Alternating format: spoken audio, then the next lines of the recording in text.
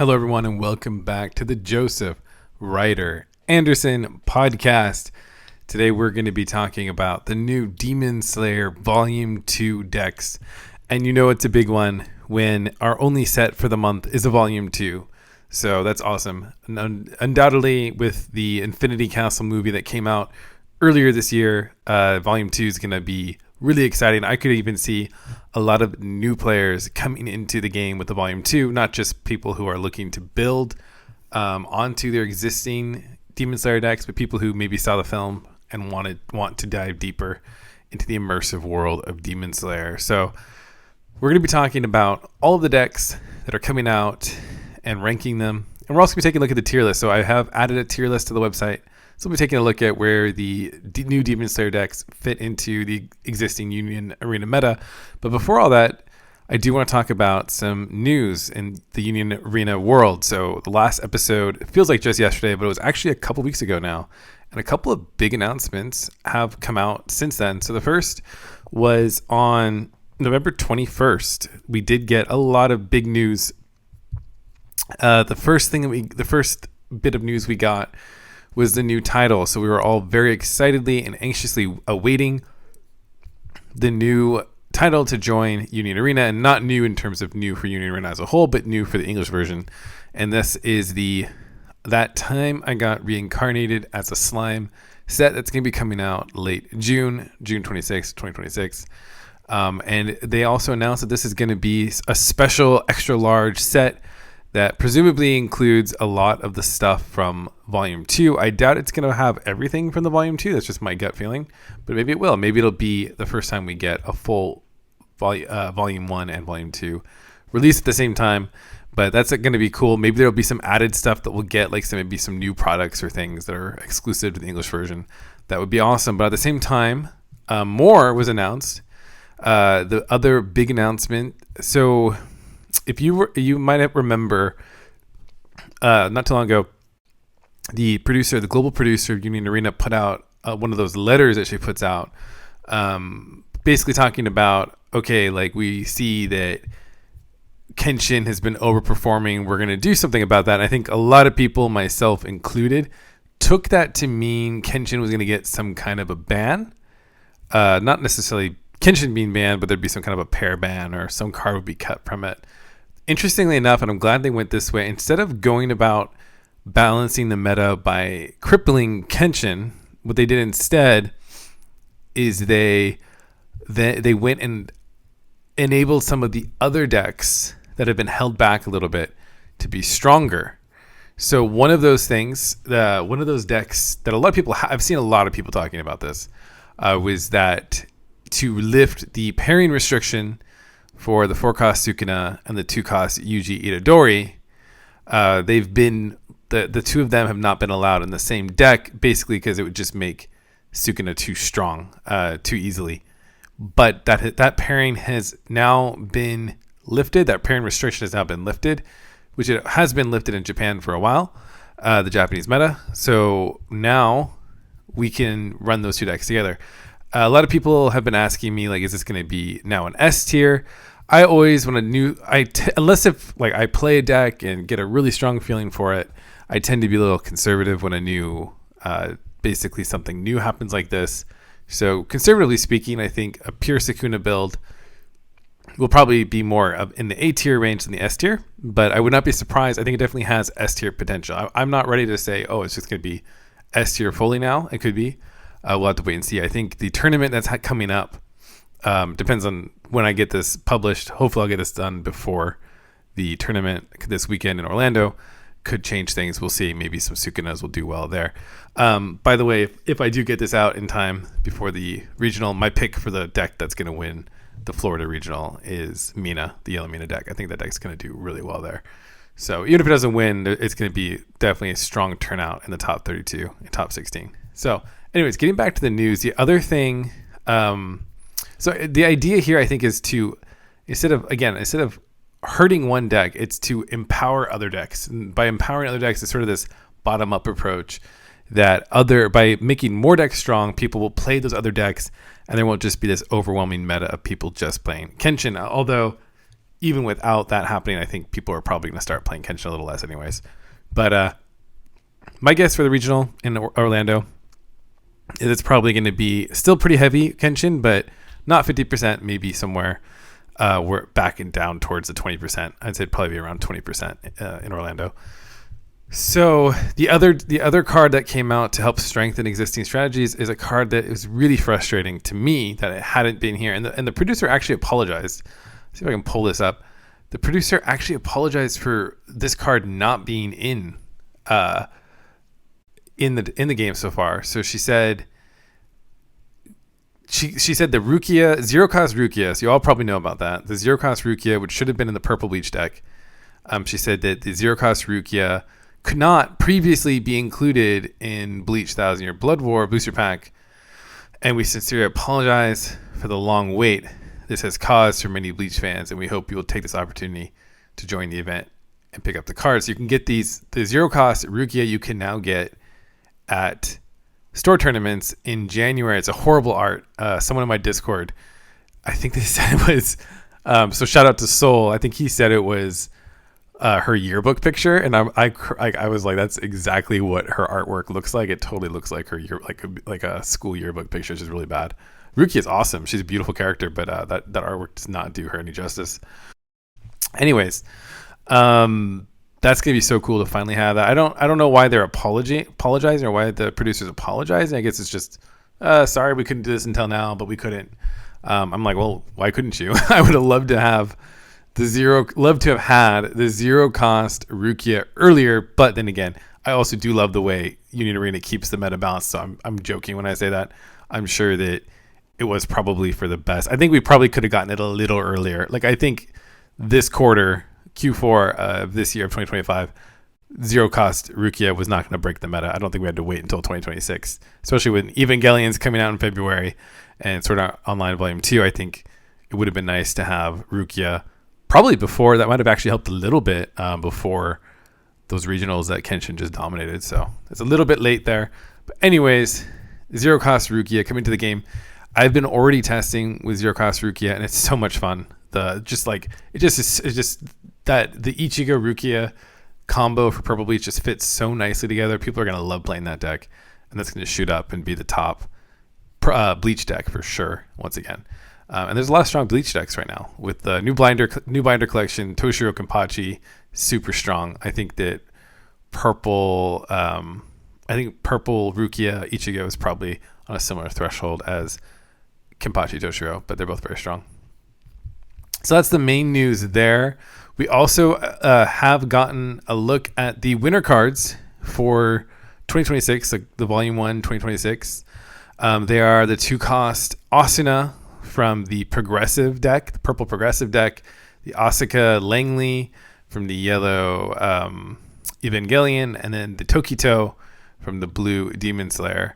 And then we're also got to look at the really cool artwork from the manga, which is this Chihiro. I think that's how you say it. That's super cool. That's kind of it for the news. I think too, we also did get a look at the store promos. So go and take a look at those. I'll link to this again in the episode description, all that, so you can see more and get more news about all of that stuff. And that's fantastic. But that's really not what we're here to talk about. We're really here to talk about the decks that are coming out in Demon Slayer Volume 2. So to find this, as always, it's on the website under Union Arena decks. I will also include a link to this guide. This guide is pretty extensive, so I would definitely check it out. But we're going to go ahead and dive in. Let's go ahead and start out at number 8. We're going to be covering 8 main decks here to look at post Volume 2. This one was a little bit tricky for me to put together, and I think people are going to have very strong feelings about this deck. And the list I put together, I chose to include all the bells and whistles coming out in Volume 2 because I think a lot of people are going to want to try them out. And I think probably a lot of people also are going to drop a lot of these bells and whistles and go back to a more basic raidless deck with the Hashira. So if you're going to use all the bells and whistles, this deck really focuses on your 2 AP Hashira and empowering them to be a bit stronger. So one of the things I've always disliked about Hashira is that the characters, as strong as a lot of this stuff is in the Hashira build, the characters, nobody comes in except for where there's like the Wind Hashira. You have no raids and nobody comes in active. So the problem with that is when you play against this deck, psychologically, you know that they can't do anything against you. If you know Hashira, you know they can't really do anything against you much in terms of threats. They can remove some stuff, they can lock some stuff down. But if you manage to get rid of their key attackers, they're not going to get another key attacker to come in on you for like 2 turns. And that gives like a very strong psychological advantage that you can then work around them quite a bit. So what a lot of the improvements coming to Hashira are looking to do in Volume 2 is they're looking to give you better ways to switch your characters to active. So I think to me, the standout character that we're getting is this 0 cost Kagaya. And if you have him on the field, you can switch him to resting, sideline him, and then you can switch a Hashira to active. That's huge. That's going to be this. To me, that's a single card that's going to help this deck the most. He's not very impressive BP wise, but he does have the active trigger, so you're not sacrificing much to include him. He's going to be an instant 4 of in your deck. This Kagaya Ubuyashiki, very, very, very strong card. I also am playing around with the idea of using a 0 cost Nezuko. She doesn't have the Hashira affinity, but I still think that just having, I'm running 2 in this list, just having that draw 1, sideline 1 at 0 cost feels like it would still make sense to run it, but give it a try on your own, see how it works for you. The 2 cost Mitsuri Kenroji is very similar to the Kagaya, but she only is going to be able to use that switch to active effect on a Hashira that costs 2 AP or more. So you do have one Hashira that's 2 AP on paper, but in hand becomes 1 AP cost very easily, and that's the new Giyu card. I really like this Giyu card. I also just really like Giyu. He's a really cool character. But he basically, you could think of him as a 1 AP cost because it's so easy. You only had to have three or more Hashira or the Kagaya, and that's just so easy to do with Hashira that you basically just think of him as a 1 AP cost character, and so you can then switch him to active very easily with your Kenroji effect. And then you can also use him to boost other characters, boost their BP by 1500. So he's really strong. Good combo there, but you can also use her with your other 2 AP. So I'm going like, I don't know what the word or the term is, but I'm going like with the full 2 AP build here. Just because I think that's really what Volume 2 is looking to promote. As we know, that doesn't always work so well. We'll talk about that a little bit more in a moment.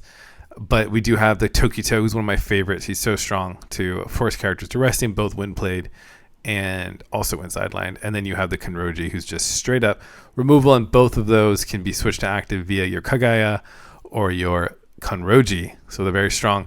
Shinobu, the 3-cost Shinobu is going to get a ton of attention. She's just a really strong card. This is a purely strong card, and she's going to be great in Yellow Tanjiro, which we'll talk about in a bit. She has Step, and that's great because you're going to want to be having her in the front line as much as possible, even though she has 2 energy gen. You're going to be able to want to have her in the front line. That Step gives you that option to then bring her back. So it's a keyword for her to have. It's the perfect keyword for her to have, given what she does. And what she does is she has this effect that when she attacks and loses a battle, right? She has 2,500 BP, so that's going to happen a lot. You get to draw a card. That's really good. And then also when sidelined, if she's been sidelined by becoming 0 or less or by an ability, you get to draw a card. So she's kind of a really fun multi-purpose card, which really fits the character, right? She's a very resourceful character, and she has to be because she's tiny and she can't cut off demons' heads, which really works against her. And I'm not going to spoil anything, but that does not do her any favors in the movie. The other card that's super interesting is this 3-cost Tokito. And I like this Tokito because you can use him to give impact to your 2 AP Hashira. So now all of a sudden, your Giyu, your Kenroji, or your Tokito, who are all 2 AP characters, can become impact characters as well. I think that's super cool. And that means you don't have to build up to 6 energy to play the Stone Hashira if you don't want to. You also definitely can play that Stone Hashira if you want. Just depends on the kind of build you want to go. I don't really like the idea of going higher than 5 myself in this deck, but that is totally up to you. Give it a try.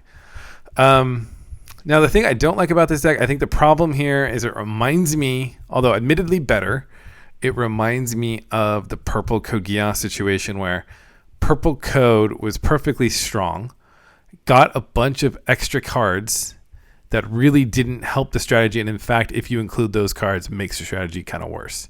So I think that with Hashira, although it does get a couple key cards that are good in any build of Hashira, like the Shinobu and the Kagaya, those are both going to be strong no matter how you build Hashira. But I think a lot of this stuff that focuses on 2 AP characters, a lot of people are just going to drop if they're going to play Hashira, and they're just going to go with more of their straight Hashira build with some benefits. So I think that's the only thing I don't like about the Hashira. I think that Hashira had a chance, and I don't think the cards in Volume 2 that it got are going to be enough to make it actually competitive in the English meta.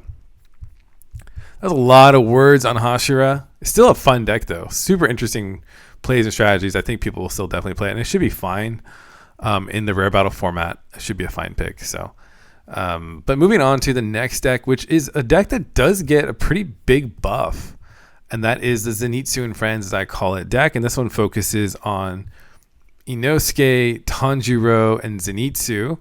This deck was pretty bad in the first set, surprisingly, because it looks really good. You have a lot of impact and a lot of damage too, and if you kind of get all that stuff going, it can be really good. But I remember I played against this one time in a tournament, and my opponent had 3 specials in life, and I still managed to beat them. And usually that's a complete death sentence, right?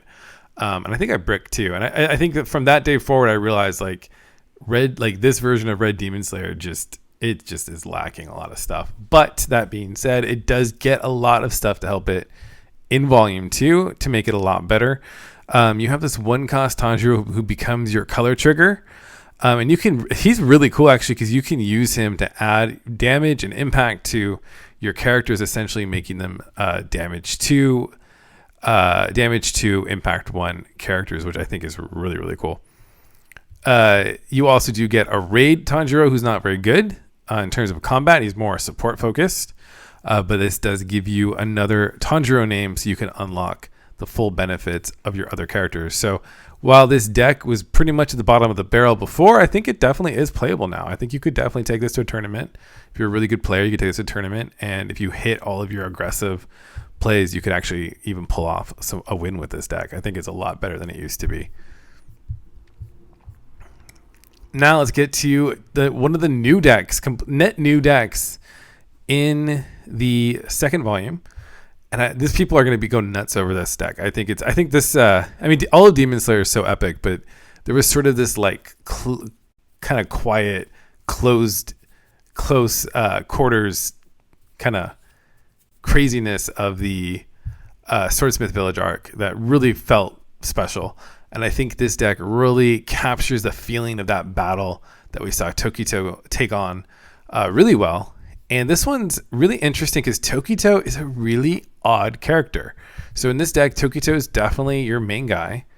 I am building a bit equally into Mitsuri and Tokito because I really like this 4-cost Kenroji that can pretty easily become damage too. I really like that. So I'm kind of splitting this build between the two of them. I like the color trigger for Tokito better than the color trigger for Kenroji for this build, but definitely play around with it yourself. See what you want to do. The Tokito is a really interesting character because he is really more of a defensive character than an offensive one. He's not really looking to remove stuff. He is looking to just swing through your opponent's characters so that they can't stop him. And I think the goal here is you use his effect that basically if you combo him with your Nichiren sword, he can't really be removed. So there's very little that you can do to get rid of him if you use that. It can't be. I'm just reading the effect again to make sure I don't because it almost just seems too good to be true, to make sure I didn't miss anything. But yeah, he can't be chosen by abilities and he can't be targeted by snipe. So funny little bit of Union Arena rules lore, which is those characters that you have. There's some of them, for example, my favorite is Lifa from the Goddesses build. There's characters that have effects that make it so they can't be chosen, usually until the start of your next turn. And what this does is this lets them stick around, kind of ensures they're going to stick around. But the one thing around that is sniping doesn't count as choosing. It's super silly. I think, but sniping doesn't count as choosing. Sniping is targeting during an attack, right? So you can target someone who has that can't be chosen effect. But Tokito goes a step further by also he can't be sniped. So he can't be chosen by abilities and he can't be sniped. So he's just sticking around. There are a couple workarounds. I think the one that I can think of, the main workaround that I can think of is that, like, if your opponent has one of those must be blocked characters, I think that should work into Tokito because they're not choosing him. They're just forcing your opponent to block, and then your opponent has to choose who they block with, right?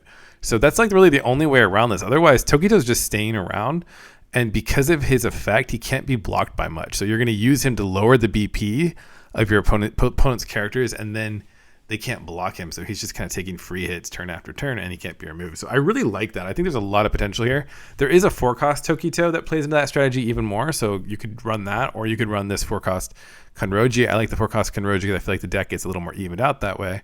And then you do also have Kenroji herself, who is a very strong character. She's going to be forcing your opponent's characters back, one of your opponent's characters back to the hand. And then on top of that, she has a really interesting one play that's also defensive where she's going to gain, or it's not when played, sorry. But she has an effect that lets her gain 1,000 if she's chosen by her sword site. She gains 1,000 until the start of your next turn. So really, really strong, more of a defensive deck than an offensive one, but I think it's really cool. I think you could see this one do decently, especially at the store tournament level and rare battle format. And then moving on to Gyutaro Daki, which is, I feel like I'm ranking it as high as it is, mostly out of just like nostalgia. But for anyone who remembers, back when Demon Slayer came out, I got for some reason really into the purple build for Demon Slayer, and I was like messing around with every kind of different variation of purple that I could, and I ended up coming up with my own sort of build for Gyutaro Daki, which I took to a tournament. It was like a 20-player tournament and got first place, and it was interesting. I think looking back, I think part of the reason that helped me win that tournament was just a lot of people didn't. It was like right after Demon Slayer came out. A lot of people didn't know what Gyutaro did, so a lot of people would block with him, and then he would just restand and take an attack. It's not the only reason why I won. I played really well that night and just also got decently lucky. But all of this to say, I once really liked Gyutaro Daki. I think it was once one of my favorite decks, and I think the sign of maturity as a Union Arena player for me is growing to realize just how lacking of a deck Gyutaro Daki is. I'll still probably, just for old time's sakes, bring this to my rare battles. I didn't win, but I did get like second, I think, at both of the rare battles that I did for Demon Slayer with Gyutaro Daki. So I'll just go and probably take this to my Demon Slayer rare battles as well. But all of that being said, Gyutaro Daki is definitely not a great deck. There's just way too much that it's missing. It's not particularly great at anything. It's not particularly aggro. I mean, the Daki character, she can at least be rated early, but she has this sort of like, I guess she can be now comboed with the 2-cost Daki, the raid Daki, where you can re-raid her. If you keep her around, you can re-raid her. That does help. Before she comes back raidless resting really just kind of didn't come up that much because she's just a 3,500 BP character. But if you can keep her alive via her effect, her when sideline effect, and then re-raid her, that is kind of cool into the 2-cost Daki. And then you have a bunch of ways to lower BP, and why that matters is now all of a sudden your 2 AP Gyutaro, who always felt a little awkward, all of a sudden he can remove 4,000 BP characters with relative ease. So this deck is a lot less worse than it was, but it's not great. So let's leave it at that. Moving on to Rengoku. I think Rengoku could be a sleeper deck. I think Rengoku could do quite well. Honestly, this guy is really strong. This 6-cost Rengoku, one huge differentiator is he's 4,500 BP always. That's his base BP, which gives him really, really strong defensive potential. He's also got a really strong removal effect when played. So he can just basically, he straight up removes a 3,000 BP character, and then you can add to that range by discarding cards from your hand.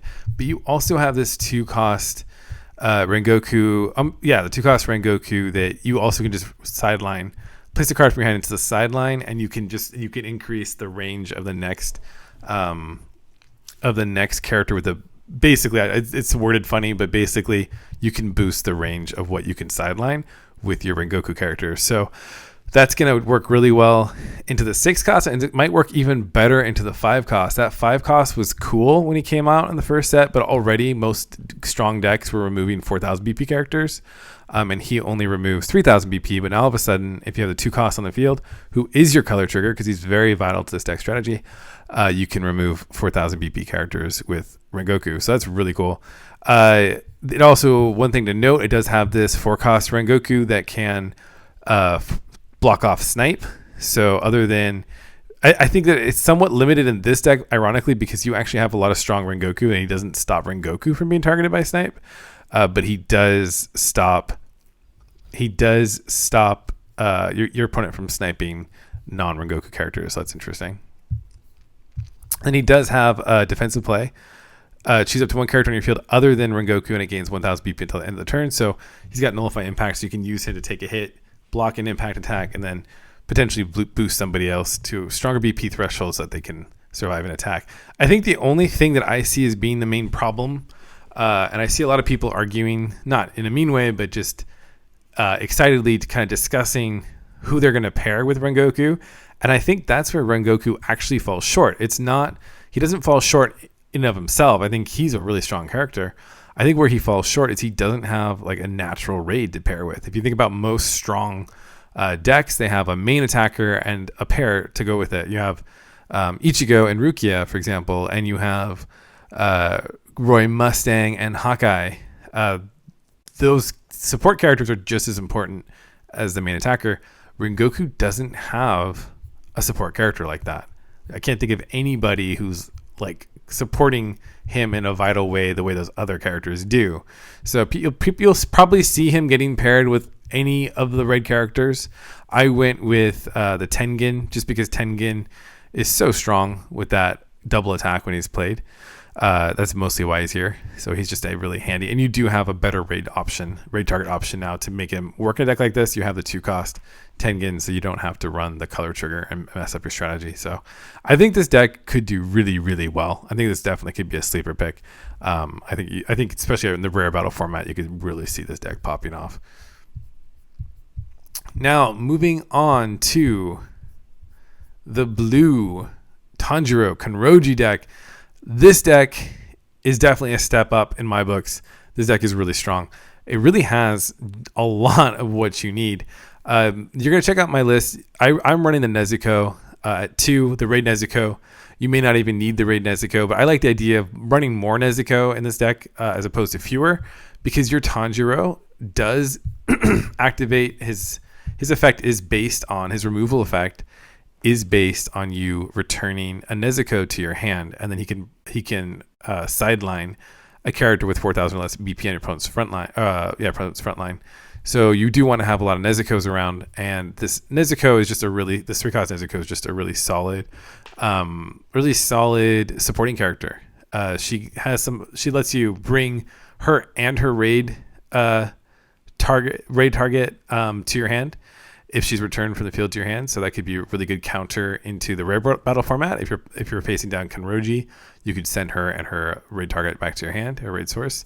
But she also has a win played that lets you draw cards, so that also helps. So I think that you're going to want to run so many. My theory behind this, you're going to want to run so many Nezuko anyways. You might as well run a couple of the raid Nezukos to take advantage of that solid draw. We already talked about the 5 cost Kenroji, who works really well into this deck. We have the 4 cost Kenroji, who's really strong and can be boosted damage too.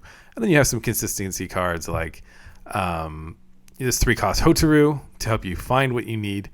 All around, just a really strong deck. So, and you even have some really solid low cost characters to help you out, like the 0 cost Nezuko that lets you do some filtering, and then the 1 cost Nezuko that also lets you draw one and then put it on the top or bottom of your deck, which is really cool. So I really like this deck. I would give it a try, definitely. Definitely the strongest, in my books, the strongest of the blue decks. And now, where things get even stronger, and I'm so happy to finally have Muzan be competitively viable. I think I was really trying to get Muzan to work when the first set came out, and it was almost impossible. It was just, there was so much going against that deck. And now all of a sudden, this deck becomes really strong with Volume 2. I think, off the top of my head, this is the deck of any deck that has improved the most.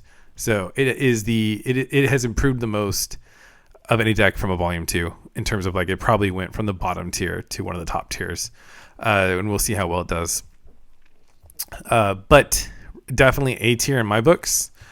This deck is significantly stronger because it does have this really powerful 5-cost Muzan. The Muzan, you play him, you can sideline any number of characters in your field, which is crazy. So that helps you get closer to that 20 in your sideline that you'll need to promote your really big Muzan. He also lets you play a card for free. Oh, and sorry, and for every card that you discard that you sideline with his effect, you draw a card, and then you get to play a card for free from those cards you draw, or just from any card in your hand. So that's just such a strong character. That is the single strongest card added to the Muzan strategy overall. But you still get a lot more. One of the biggest problems with Muzan before was you had to run. It kind of only made sense to run a bunch of triggerless characters, and that's just not a recipe for a top tier deck. Now you can run a standard number, actually kind of a low number of triggerless. Like this deck I'm sharing only has 4 triggerless characters, and he's really good. Like for the 0-cost Karaku, you get to, when he's sidelined, you get to place the top card of your deck into your sideline, which is really good for Muzan, so you help fuel that sideline. The 1-cost Erogi, if this character has been sidelined by one of your abilities, draw a card. That's super good. So you're going to draw a card from him being sidelined, and he has a draw trigger, so you're not sacrificing a lot there. And then you have the 0-cost Gyoko. If you haven't caught on by now, any top tier deck has to have the 0-cost draw 1, discard 1. It's like basically a requirement. And he also has a raid with the 4-cost Gyoko that lets you draw 1, sideline 1 when attacking, and then he also has some BP reduction. You could use that to get rid of some potential chump blockers very effectively. So, and as if all of that weren't enough, we do also have a much stronger special with Muzan's research. That lower your heads and bow card was kind of cool because it was a 3-cost special that could remove characters. I don't think it had a BP range that it could just sideline any character, but it forced you to sideline one of your own characters, which kind of hurts in terms of building up a board. I like this card better because you only have to have 5 cards in your sideline to use it, which is a pretty strong advantage, right? You don't have to like have a character with a name on the field to use it, so that's really effective. And yeah, you don't have to discard, you don't have to sideline your own character. You're going to be sidelining characters so much with that 5-cost Muzan anyways that you're not going to want to have to sideline characters every time you play a special. So what's the strongest deck then? Muzan's really strong. Is there a deck stronger than Muzan? Arguably, Yellow Tanjiro Nezuko with the upgrades it gets it was before and is still the strongest Demon Slayer deck. So this deck is the king, or at least was once the king and maybe again for some time, the king of the multi-attack strategy. I think it was the first real multi-attack deck that we had in the English meta. And this deck is all about using Nezuko to swap out your Tanjiros. It lacks some removal, but it makes up for that with the pressure. And the strongest card that gets added by far to this deck strategy is the new 4-cost Tanjiro with the color trigger. This character, you're going to be using him to, when played, you can switch one of your Nezukos to resting, and then you can switch your Tanjiro to active. That's really good. So it's just another 4,000 BP attacker. And then you have this other protective effect that during your turn, Nezuko cards on your field cannot be chosen by your opponent's character or trigger abilities. So that means your Nezuko gets an added layer of protection, which is really strong, preventing her from being taken out by specials. So that's not foolproof, but if you remember from Yellow Tanjiro, one of the biggest weaknesses of Yellow Tanjiro is how reliant it is on Nezuko to pull off its main combos, which is switching characters out. It's really reliant on that 3-cost Nezuko, and if you can take her out early, a lot of times you can shut this strategy down. This effect makes it just a little bit easier to keep Nezuko around long enough for you to use those combos. And of course, you have the 0-cost Nezuko, draw 1, discard 1, which is going to hugely help this deck, help you find and build a hand that you want and need to compete with the competitive playing field that we have, right? Again, 0 cost, draw 1, discard 1s are essential to being a top tier deck, virtually essential. That's it. That's about it. You also do have the Shinobu. Shinobu could work really well in this strategy too, because you're going to be attacking. A lot of times what happens when you do this multi-attack is you end up being forced to attack with a lower BP character, which your opponent will just block. They'll take the hit from Tanjiro, but then they'll block the lower BP hit. But that doesn't really matter, because if they block Shinobu, you're going to draw a card. So that works really well. So all of that being said, where now do we land on the tier list? So again, we'll go over to that new tier list on the website. If it's under the Union Arena tab, you just go down to North America tier list, and we have most of the decks. If there's a deck that is missing and you want to see it, jump onto the comments. A bunch of people have already done that. The comments you can do the comments on the YouTube video too, but actually what I would prefer is if you go over to the page itself and leave a comment. That's more likely that it'll get added to the tier list. But the goal here is to have every deck in the game added to this tier list and have it updated whenever a new set or significant change in the meta happens. So where do these decks fall? On the A tier, I think both Muzan and Tanjiro, you could make the argument that they could be S tier. I think of the two, Tanjiro is more likely to be S tier for the time being. I'm just going to be conservative and put Tanjiro in the A tier. Personally, I see Tanjiro with the deck upgrades it gets as being A tier, not S tier. I think it's really helpful, the stuff it gets, but not enough to have it be like completely dominant the way Kenshin, Kenpachi, Lancelot, Mina Reno, Saito, and Roy Mustang can be dominant. Those are in the S tier currently. The Tanjiro, I think, is definitely a solid step down from that and can definitely compete at the highest level, right? A tier decks can still compete into the meta very, very well. They're just not going to be as dominant. I think the only way that might not be the case is if people just play Tanjiro in droves, right? If Tanjiro ends up being a really, really popular strategy, you could see that taking a higher play share that would make it make sense to consider S tier, but to me it is an A tier. Muzan feels much more solidly A tier. I think Muzan's going to be very strong for a bit here, probably until some of those other sets in January come out. I think Muzan's going to be definitely one of the favorite big guy decks. Now below that, we do have the Kenroji Tanjiro. It's a solid B tier pick. Rengoku, also B tier for me. And then we have Tokito and Kenroji as a B tier deck. Those three, I think Kenroji, Tanjiro easily B tier. Rengoku could be B tier, probably lower B tier. Kenroji, Tanjiro higher B tier. I think Tokito Kenroji is borderline between C and B. I think it'll take a really strong pilot to make that deck work. The more solidly C tier decks for me are the Zenitsu and Friends and Gyutaro and Daki, and then the only deck that I would consider D tier is that Hashira deck. I don't think Hashira hardly got anything other than that 0 cost Kaguya. Hashira has not been helped a ton by Volume 2. So that's where everything is, decks-wise, meta-wise. If you like that, make sure to check out the website. Check out the links that I'm going to share in the description. And until next time, keep on battling.